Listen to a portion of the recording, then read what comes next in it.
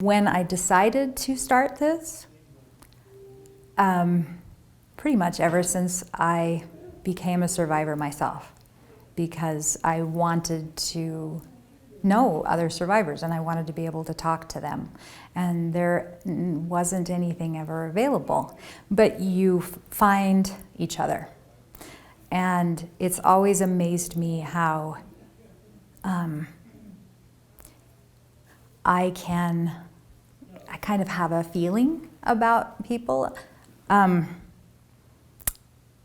I guess I must be friendly because people will tell me things, but I know that it's always my willingness to then share back with them that gives them the ability to share their story.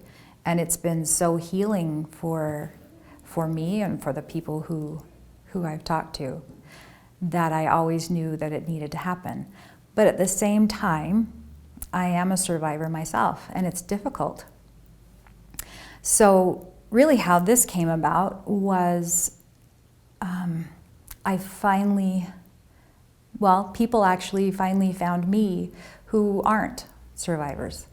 Some women in the community who they're not survivors, but they have a great deal of compassion. What amazes me most is that today our community has nothing like this.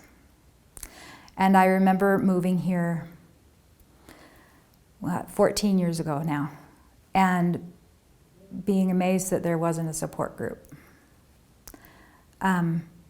There are support groups within counseling groups, and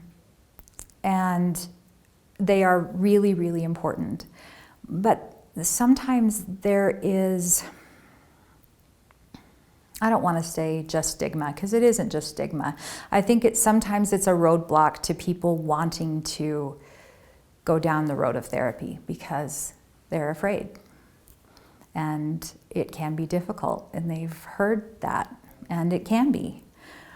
But what I think this will provide is an introduction to some of the things that you might learn. But we also want to focus on helping women live now, day to day. Like, even if you're in therapy, what do you do between one therapy session and the next so that you can get up and take care of your family or go to your work and actually function?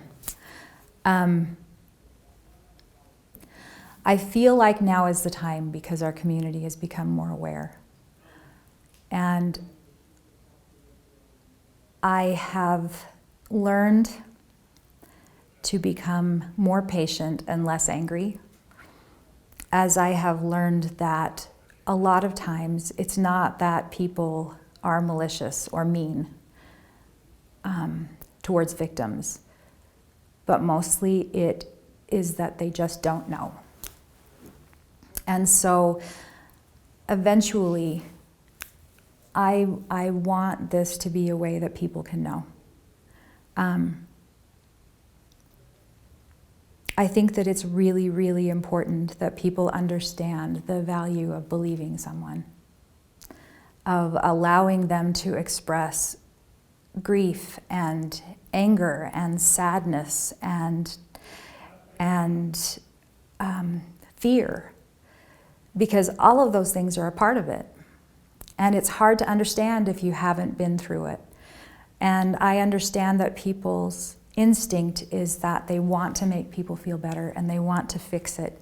But having somebody bring you a dinner, or help you clean your house, it's helpful, but it won't fix it. And it's sad to realize that really nothing can fix it, but that we can help women feel better, and that we can let them know that we as a community love and support them.